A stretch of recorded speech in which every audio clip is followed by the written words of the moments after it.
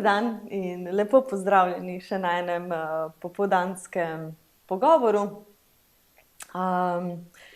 Torej zadnjič smo že začeli neko temo telesa, torej smo se malo ukvarjali s tem vprašanjem, kaj to sploh je, imeti telo ali biti v telesu, v telešini.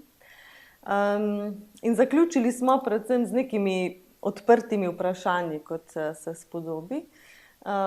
Vprašanji, ki zadevajo eno partikularno telo, in sicer telo, ki pride na analizo, ki se poda v nek analitski proces. Prav tako tisto telo, katerega analizant prinaša v analizo, ni nujno in striktno povezano samo z neko subjektivno lastno krizo ali pa travmo, ki bi lahko podrazumevali v nekem analitskem procesu. Pravzaprav naslavlja krizo sveta kot takega, ki tudi prinaša nek travmatični presežek. In ta travmatični presežek je lociran zunaj nekako v tem svetu. Ampak seveda to pričanje ne ostane brez posledic, ki jih analizant oziroma bolje rečeno to telo, ki pride, potem tudi mora nositi.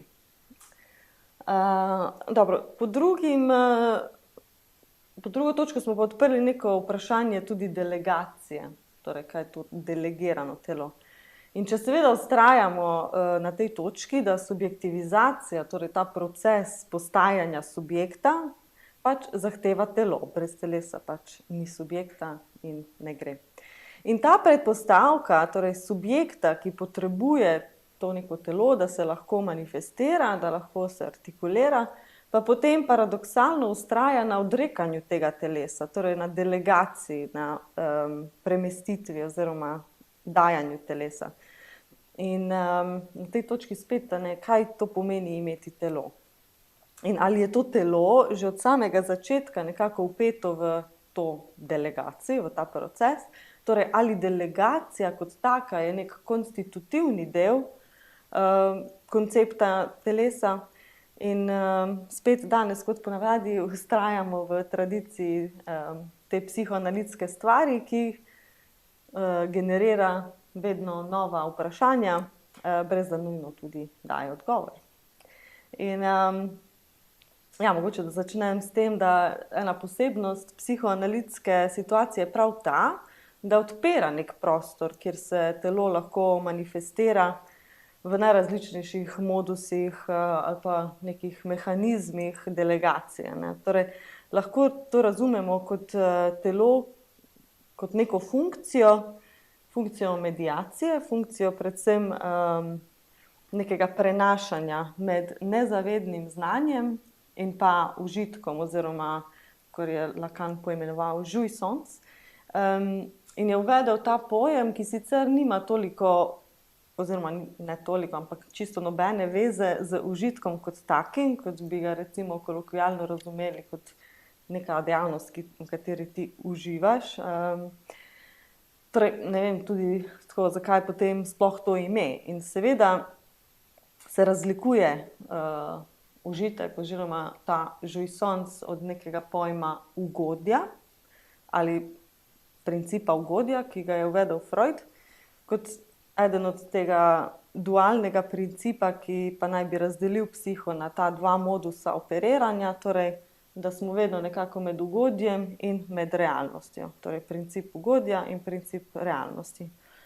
In Freud meni, da po eni strani seveda stremimo konstantno k ugodju, kot neki pač prvotni izkušnji, ampak razumemo pa tudi realnost in nujnost te realnosti, ki pa predpostavlja, da moramo ta užitek konstantno prelagati.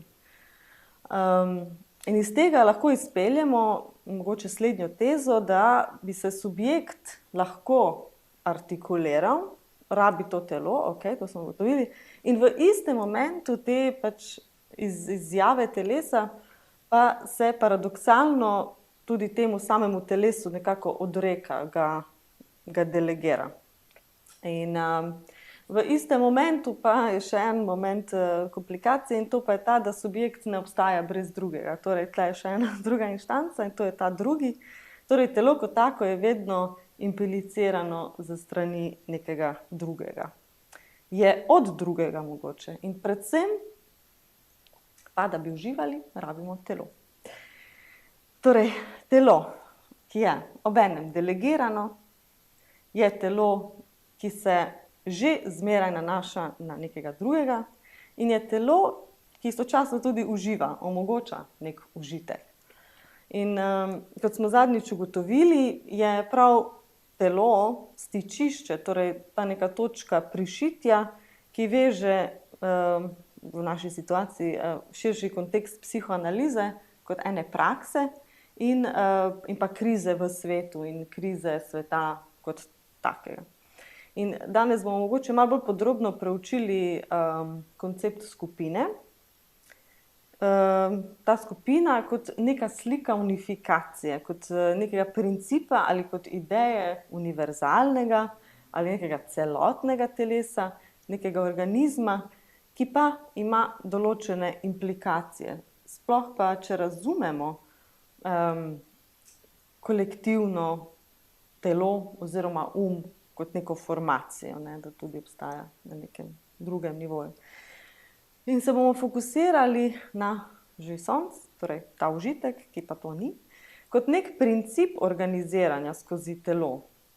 In pa seveda kot drugi element ta označevalec, torej ta beseda kot taka, ki agira.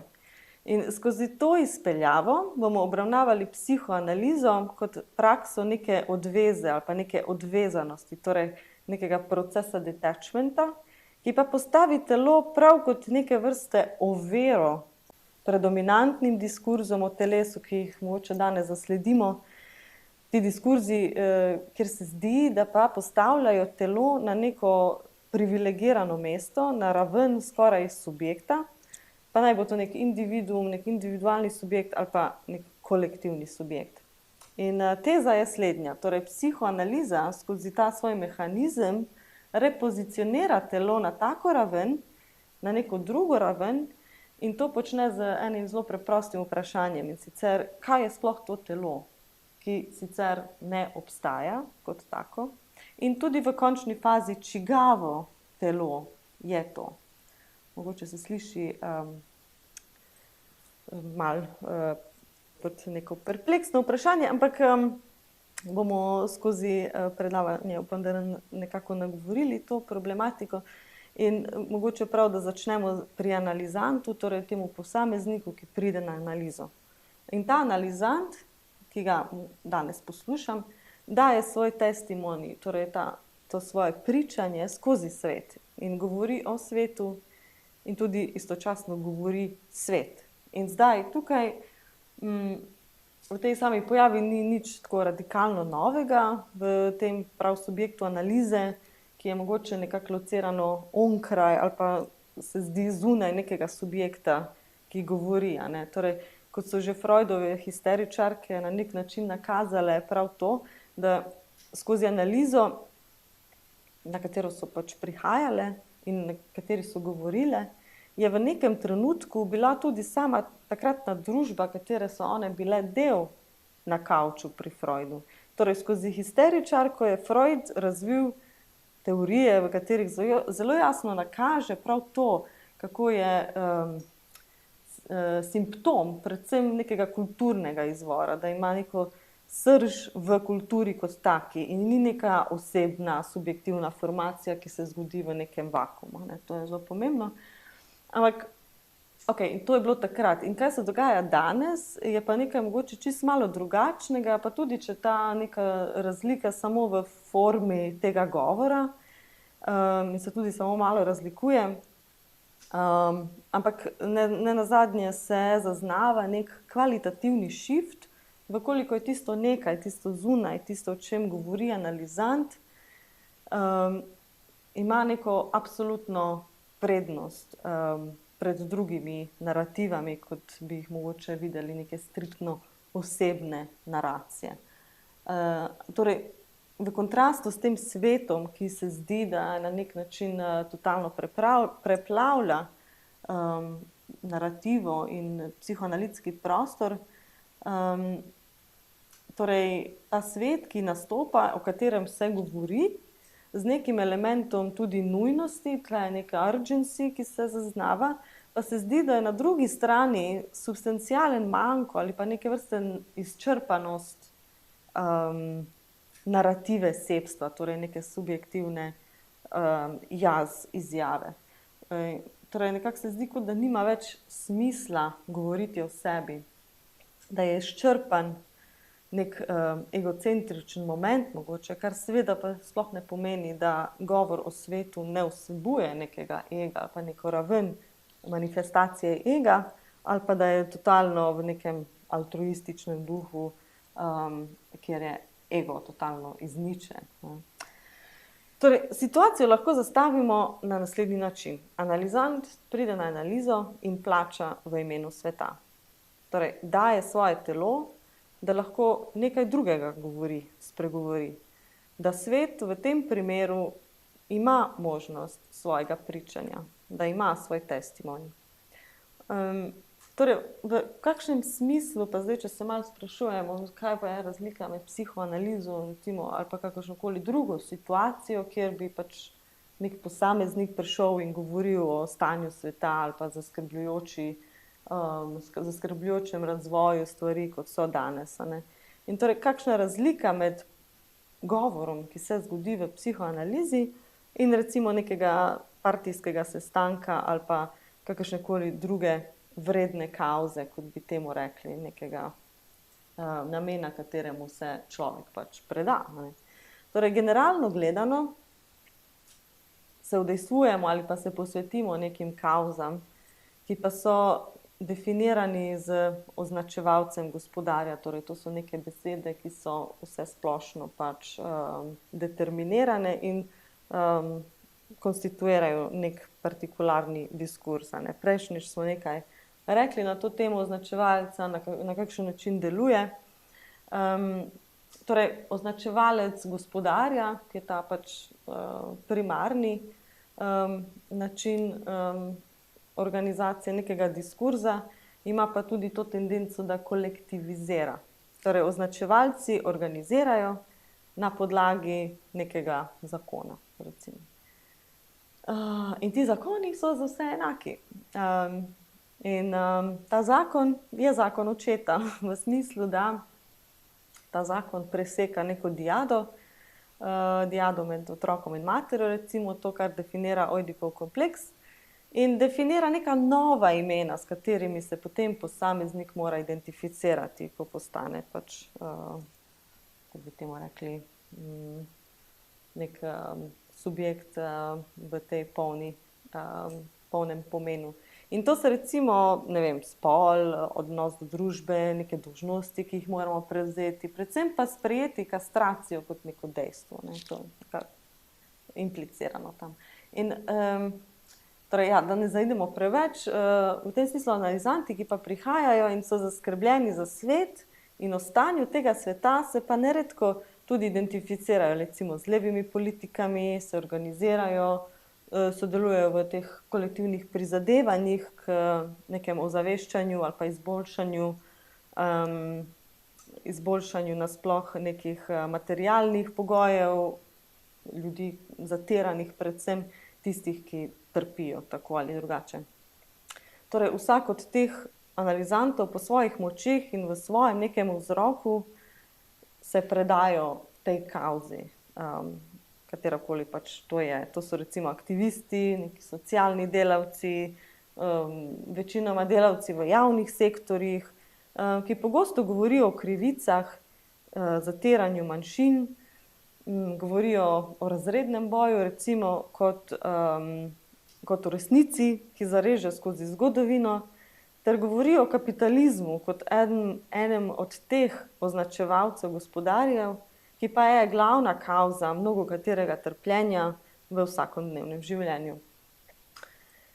In v tem vsekakor najdejo nek vsaj približek avtonomije, nekega avtonomnega občutka delovanja, da se ne predajo recimo nekem kapitalističnem načinu delovanja, da se maščujejo skoraj sistemu z vpeljavo samolimitacije, asketskih principov in tako dalje. Torej, ti ljudje trpijo, ja, ampak uporabljajo pa razredni boj kot neko gorivo, da vztrajajo. Torej, toliko o tem subjektivnem singularnem momentu. In bi mogoče se zdaj malo posvetila skupini kot nekem telesu, še enem telesu, ki ga mogoče lahko prepoznamo. Torej, ideja skupine kot take ter individuuma kot dela te skupine je bil subjekt mišljenja že od samega začetka, ko se je začela formirati ali pa od samih zametkov psihologije kot neke vede. In tukaj je najbolj temu prispeval Gustave Le Bon z svojim seminalnim delom Množica, študija o popularnem umu iz leta 1896. Torej, njegova študija je globoko oblikovala področje, ki ga mogoče danes poznamo kot psihologija skupin. In tudi ni zelo nenavadno misliti skupino kot še eno formacijo telesa, ki je sestavljena iz različnih entitet, nekih delcev, ki pač pridejo skupaj in formirajo neko celoto. In konkretno del, ki to najbolj ilustrira to logiko ali pa to neko, kako bi rekla, prispodobo, kot pravi Le Bon sam, in citiram tukaj, torej psihološka skupina je provizionalno bitje, formirano iz heterogenih elementov, ki pa se v določenem trenutku kombinirajo, sestavijo natanko kot celice, ki konstituirajo živo telo.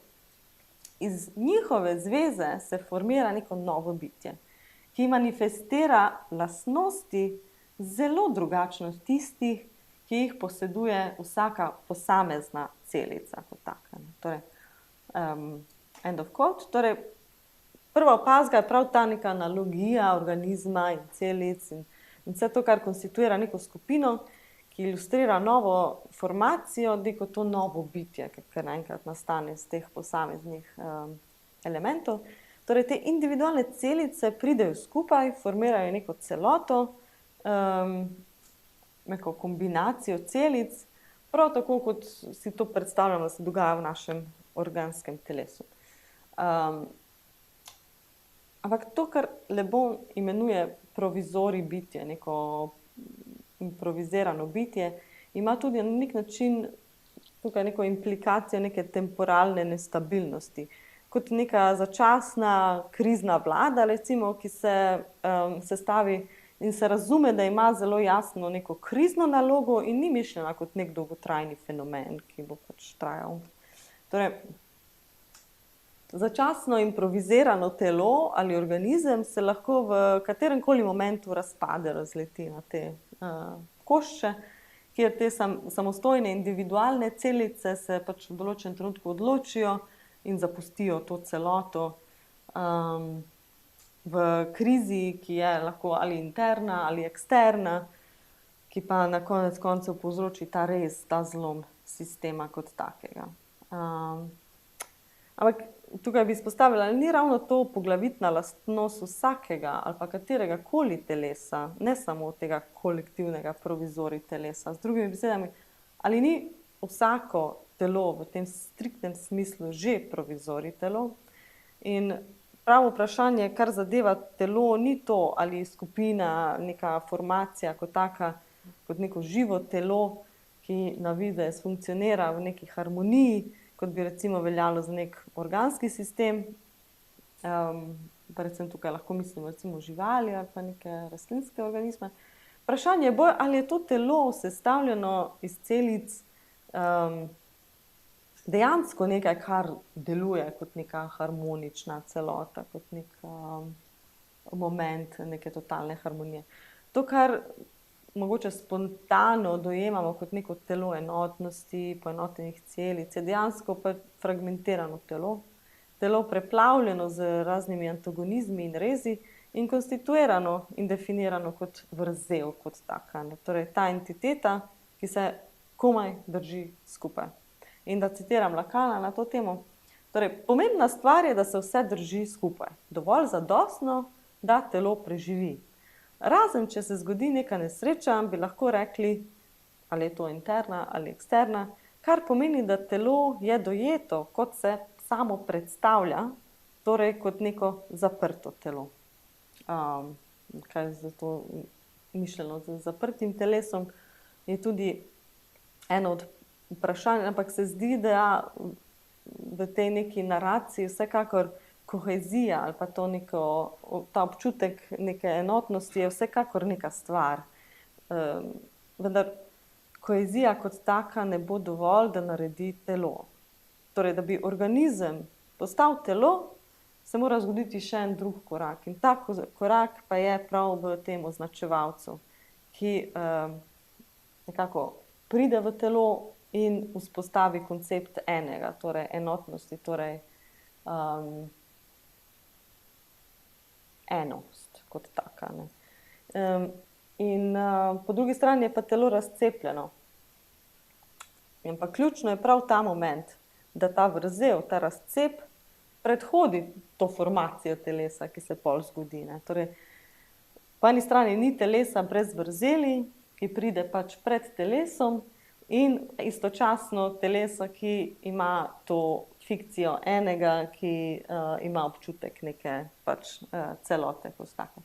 Okay, torej, ko je Freud v svojem delu, ta Massenpsychologie und Ich-Analyse, torej psihologija skupine in analiza ega, vzel to Le Bonovo teorijo in začel pač na tem graditi kot neko izhodiščno točko, na kateri je pač osnoval svojo teorijo, ki pa je na nek način radikalno posegla v razumevanje psihe in pač vseh teh skupinskih dinamik, ki je do takrat pač nekako veljala.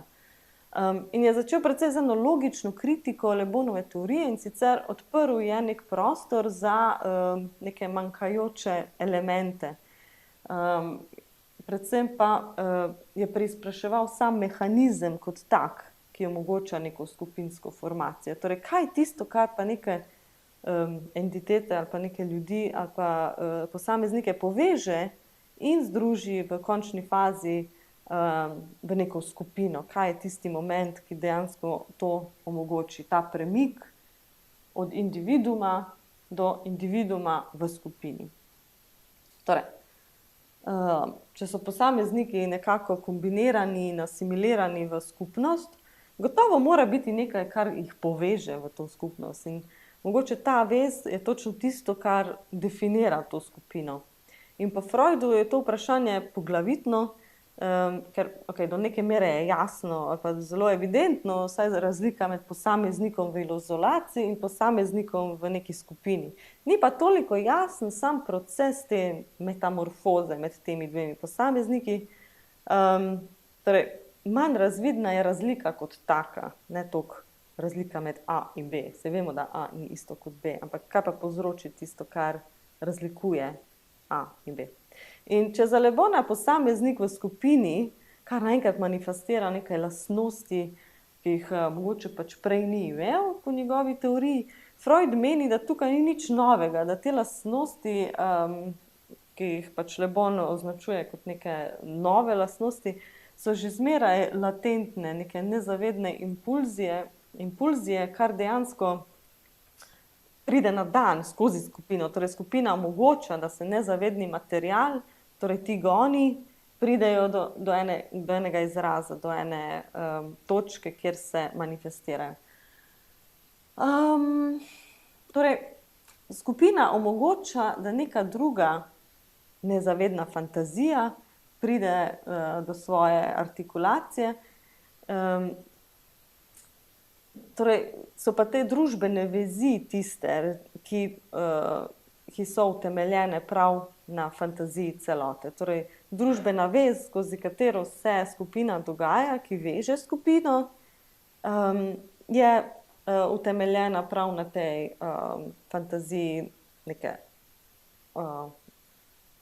celostne, kako bi temu rekli, neke celote kot take, kot da je neki totalno all encompassing in tako. Torej, torej skupina pač dovoli, da se nekaj manifestira. Recimo, ti si lahko malo rasist, ampak ko pa skupina dobi nek momentum, kjer se določene nezavedne, latentne, rasistične tendence lahko manifestirajo, je lažje to dejansko potem narediti.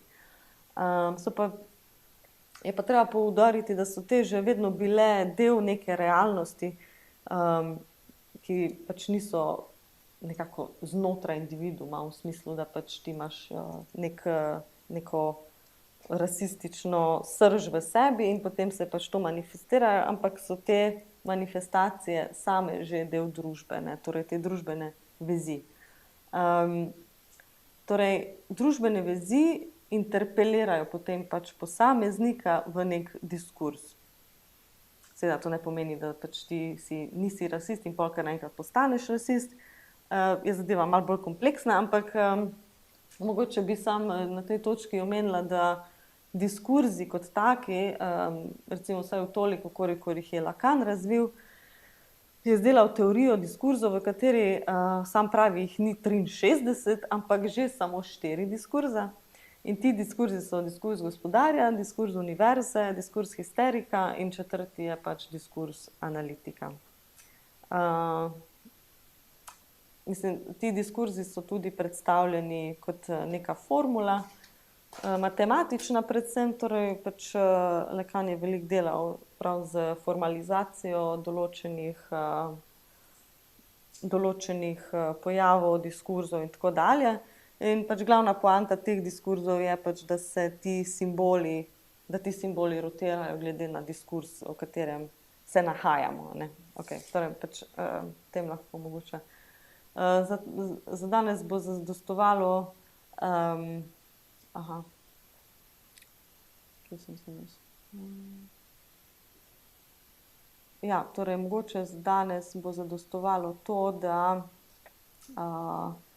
rečemo, da so ti diskurzi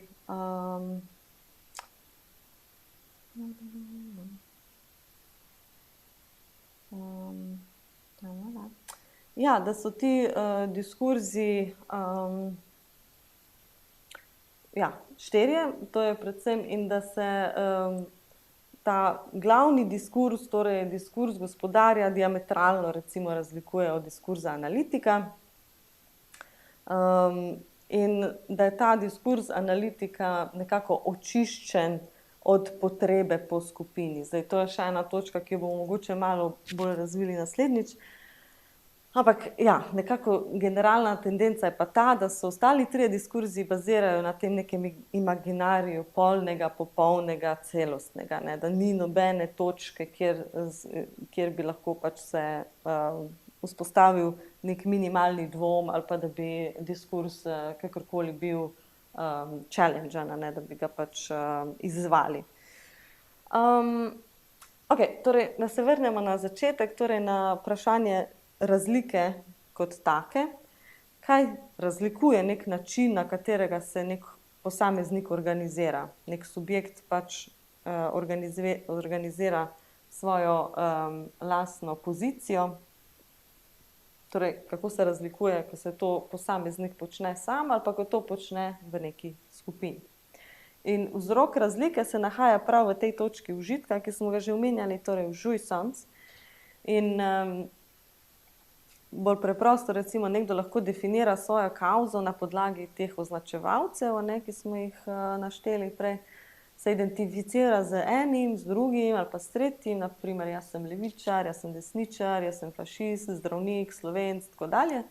In označevalec organizira kauzo po principu eden za vse. Torej, ko rečeš, jaz sem Slovenc, isto na nek način deluje za vse, kljub temu, da so subjektivne razlike, kako ti to dojemaš, ampak poanta je prav v tem, da označevalec organizira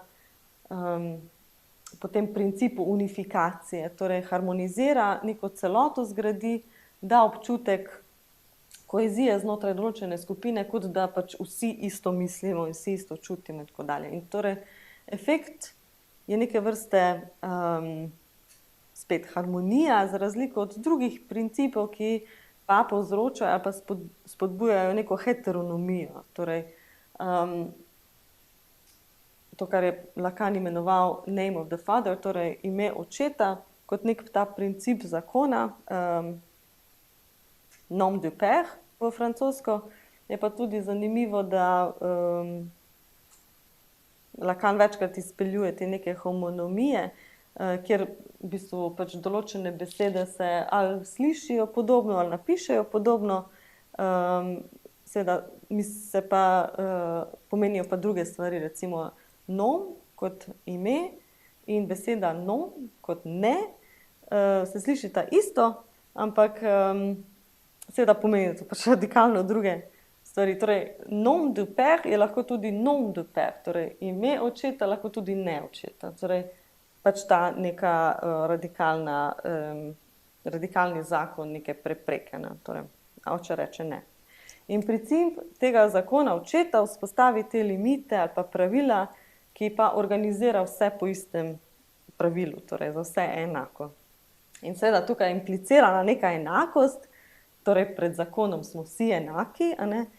Ime kot tako ni neka singularna formacija, ni singularno ime, se razlikuje, seveda se ne razlikuje od primera do primera, ravno nasprotno je neka navidezna enakopravnost, in torej je res dejansko samo navidezna, ker tudi v realnosti vidimo, ne, da enakopravnost je pač zelo vprašljiva stvar, ne, ko res pogledamo malo in globlje. Torej,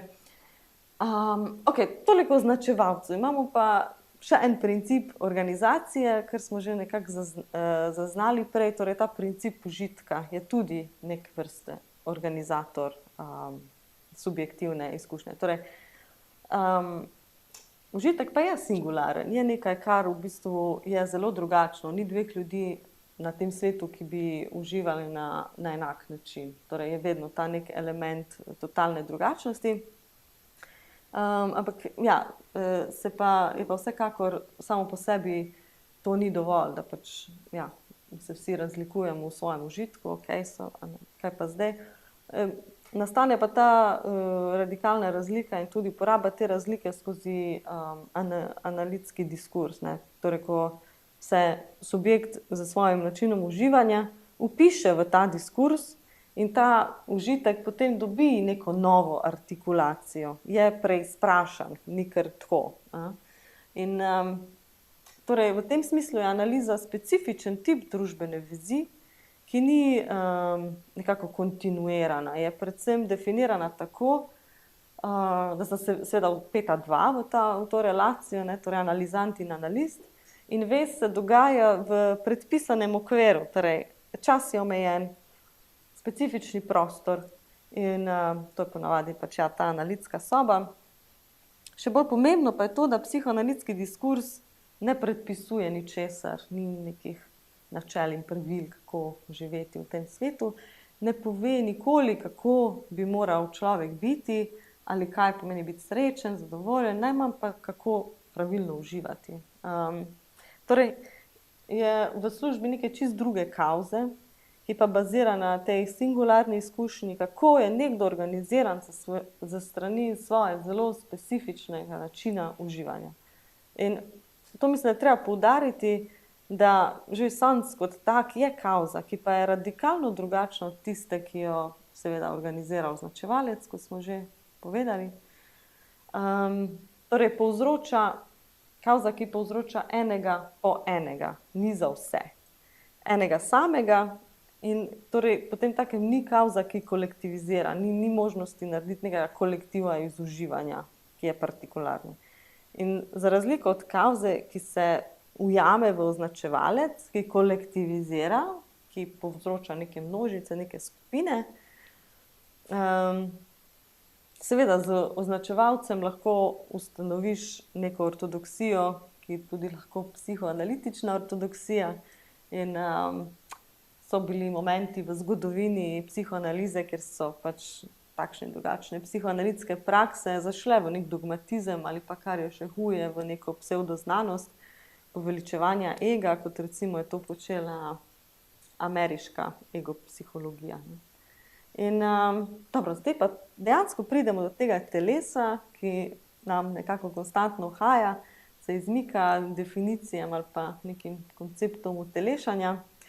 Torej, mogoče pa zdaj lahko povemo malo več o tem. In torej, govoreče bitje, to, kar smo, glede na to, da smo nekako v besedi, ubesedeni ali pa umeščeni v nek jezik, torej, govoreče bitje vznikne ravno na tej točki neke motnje z lastnim telesom. Torej, ni govorečega bitja, preden se zgodi ta motnja, ki pa vsekakor predpostavlja to telo. In torej, biti govoreče bitje pomeni biti konstantno moteni. In konstantni antagonizem za strani seveda užitka, ki konstituira in pa tudi na nek način upelje to deviacijo v smislu, ne vem, deviacija od česa ni najbolj jasno, ampak je de facto deviacija. Prav zaradi tega, ker mogoče tudi ni najbolj jasno, od česa pa smo zašli. In se zgodi ravno zaradi pač spet tega označevalca. Okay, torej smo spet tam, užitek in označevalec, ki sta pa dve komponenti, ki definirata telo in vnašata ta konflikt. Torej, zato pač živali nimajo tega problema, verjetno. Mislim, težko je vedeti, ampak si predstavljam, da znajo bolje to regulirati. Torej, označevalec vstopi v telo, tako rekoč pač pride v telo in v istem momentu tudi konstituira to telo, ne vstopi recimo v nek organizem, torej ne vstopi v roko kot tako ali pa v neko anatomsko telo, čeprav pa tudi pušča posledice na tej ravni, torej na organskem recimo telesu. Torej ja, še več pa ta užitek, ta jouissance povzroči spremembo, neko subverzijo naravnega kot takega, ali to, kar mi mislimo kot neka naravnost v naravi, je za nas tudi nemisljiva prav zaradi tega, ker je človek ločen od dimenzije totalne narave. Nima več dostopa do te neke nemedirane realnosti. Spet ta nemedirana realnost bi lahko zaznali pri živalih, ki nimajo govorice, imajo samo ta nek instinkt, skozi katerega pač se ravnajo. Ampak kaj pa označevalec naredi, je zmoti to žival in vzpostavi neko drugo realnost, neko metafiziko ali pa celo mogoče lahko rečemo na tej ravni tudi politiko. Torej, da bi uživali, rabimo telo. Toliko je zdaj jasno. In Lacan je bil seveda mnenja, da užitek ima efekt, ima zelo realen efekt, afektira telo na tak način, da ga uklešči, da zajame in v končni fazi ga fragmentira. Torej, kaj pomeni avoir la jouissance? Torej, avoir la jouissance nečesa, da imamo užitek nečesa, je prav to ravnanje z nečim, kot z telesom. Torej, v tem momentu tudi ga uničiti. Mogoče počasi lahko zaznavamo, da imeti telo ne pomeni neka harmonična celota nekih elementov, ki ga konstituirajo in nas, ne vem, nekako peljejo v to neko nirvano in mirno obstoj, ampak ravno obratno je mesto nenehlega antagonizma, neke motnje in tukaj je zelo malo, skoraj nič nekih demokratičnih ali pa harmoničnih procesov, sploh pa ne nobenega konsenzusa. Mislim, nikoli nismo odločili, da si to želimo. In v psihoanalizi lociramo to lezev, to neko razpoko med mogoče zavedno in nezavedno dimenzijo, ampak se dogaja tudi na nekih drugih ravneh, ki so včasih mogoče nekako ideološko predstavljene kot te dikotomije telo, ali telo, duh in podobno. Ampak pred kratkim je Zupančič tudi to elaborirala in premaknila mogoče pozornost oziroma je naredila premik stran od teh entitet to, kar so entitete, ki so razdvojene, torej produkti neke razdelitve, elemente, ki so rezultati tega, kar je pač ta vrzel povzročila, a ne, torej narava, kultura, Bog, kaj nasprotno od Boga, ne Bog, sekularnost in tako dalje. Torej, je premaknila cel moment preizpraševanja iz teh produktov, teh vrzeli na vrzel oziroma zel kot tako. Torej, ključna razlika in točka izpraševanja postane sama vrzel in ne tisto, kar ta vrzel povzroča. Torej, nekako smo mnenja, da te dikotomije imajo nek limit, so skoraj absolutno zmeraj problematične v smislu, da postavljajo zmotna vprašanja in pa so te divizije, te neke ločitve vedno arbitrarne. So neke vrste ofuskacije dejanskega vprašanja, ki je na tej kocki, torej ta sama zel, ne, ki nas pač pripelje do tega alieniranega, odtujenega telesa. Torej, Lacan pravi, prvo telo naredi drugo, tako da samo sebe utelesi. Zdaj, kako lahko interpretiramo ta moment. In se zdi, kot da je na delu neka formacija telesa, da je to nek proces, kako telo postaja telo. Torej, mogoče obstaja neko raztelešeno telo, ki skozi proces korporacije samega sebe pa v procesu da še eno telo. In tisto, ki potem postane, tako rekoč, tvoje telo, tisto, čemur ti rečeš tvoje telo, ti je nekako dano, ti je podarjeno. In kaj je tisto, kar podari telo?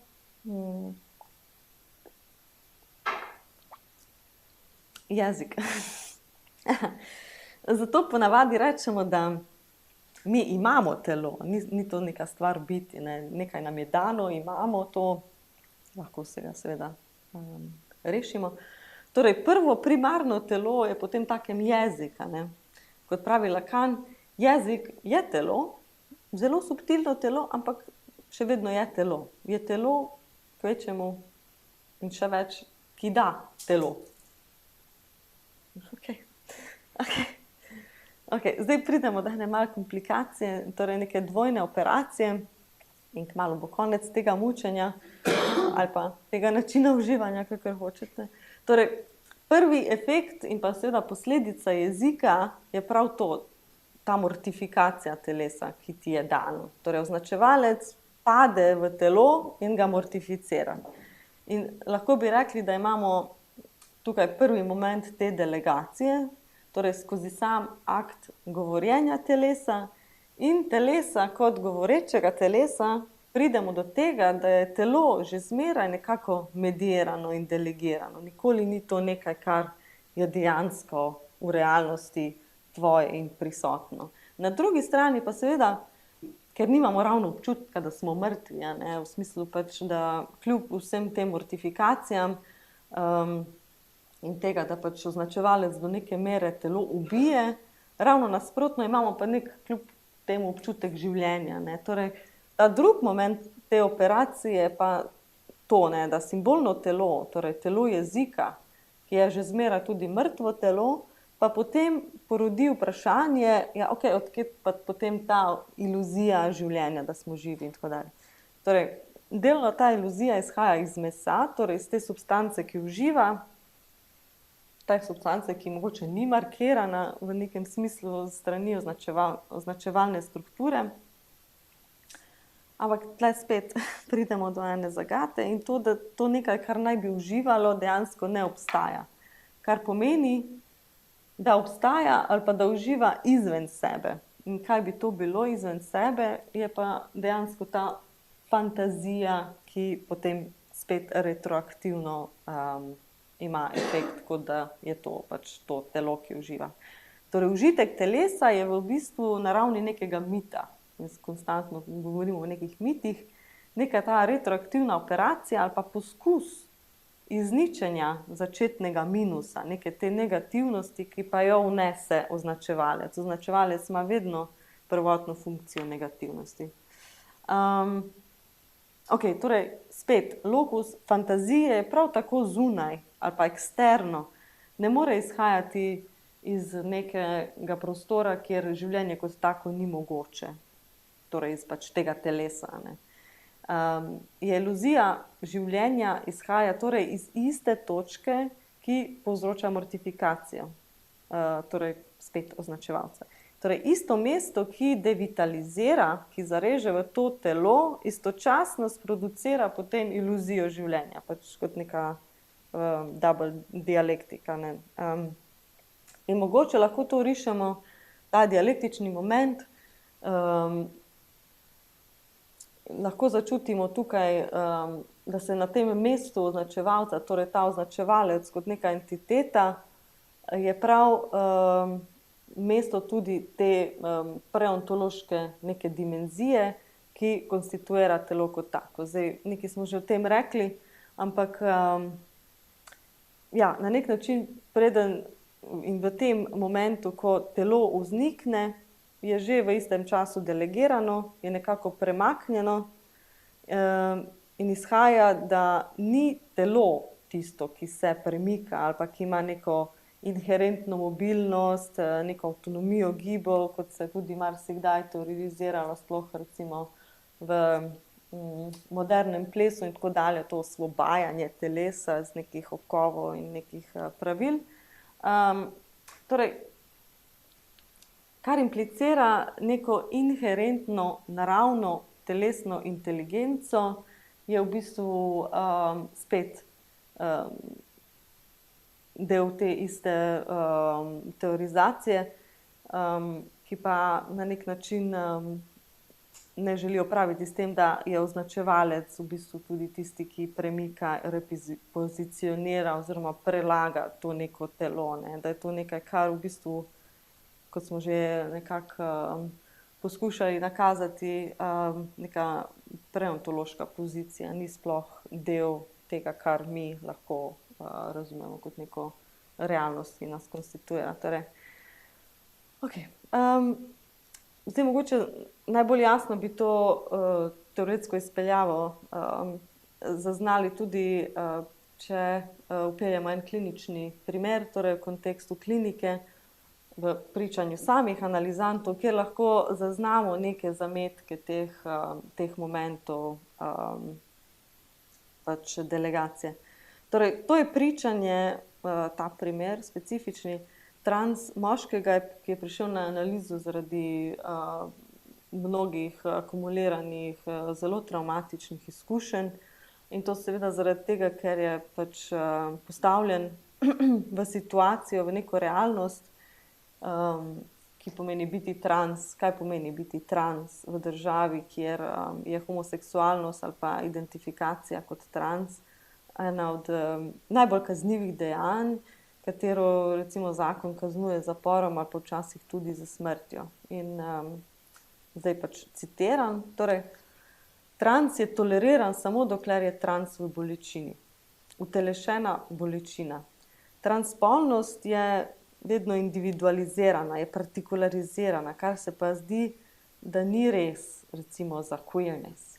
Globoki občutki jeze in obupa ob spoznanju, da nima kontrole nad življenjem ali pa telesom. Ime je bolj mobilno od telesa.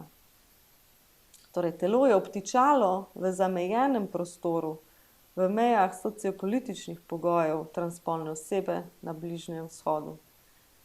Ta problem pripelje do premisleka o telesu, prostoru, kraju in vprašanju mobilnosti ter identifikacije. Mobilne identifikacije. Kako se premakniti?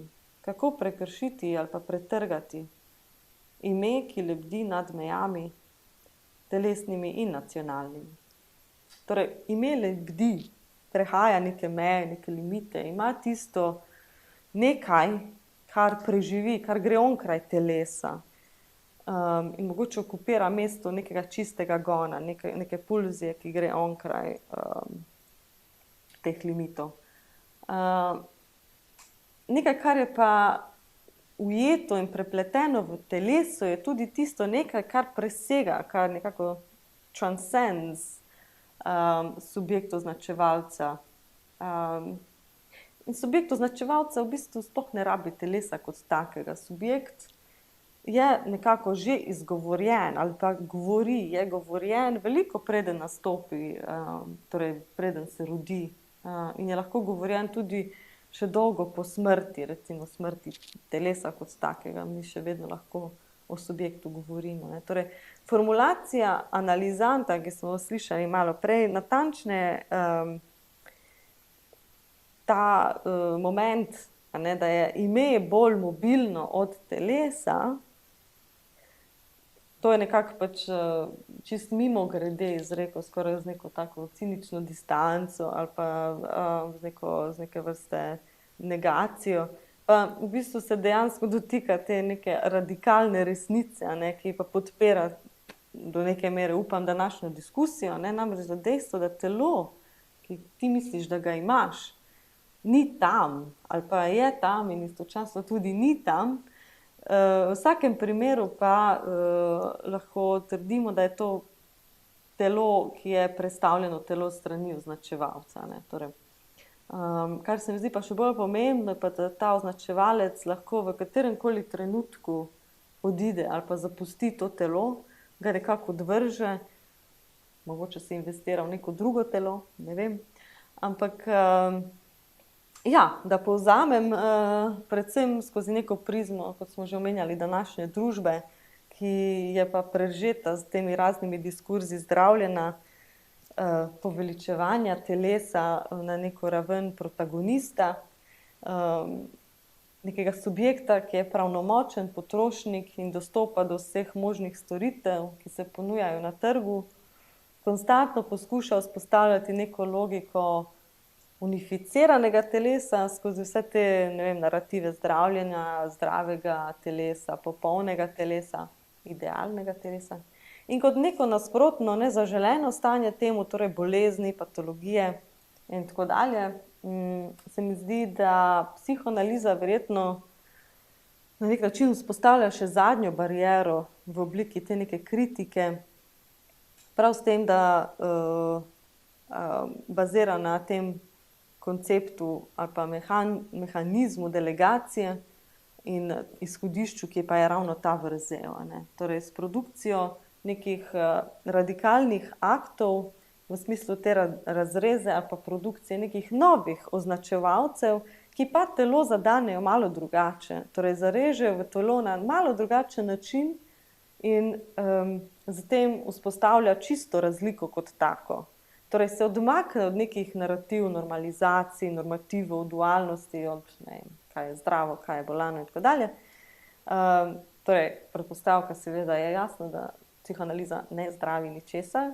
In skozi te zareze, kar se pa dejansko potem razgali, je prav ta radikalna resnica, ki nakazuje, da ne samo imamo neke zavedne poskuse delegacije, da v bistvu to že počnemo nekako na zavestni ravni, ampak dejstvo, že v sami nezavedni želji najdemo zametke te nenehne delegacije telesa. To je to.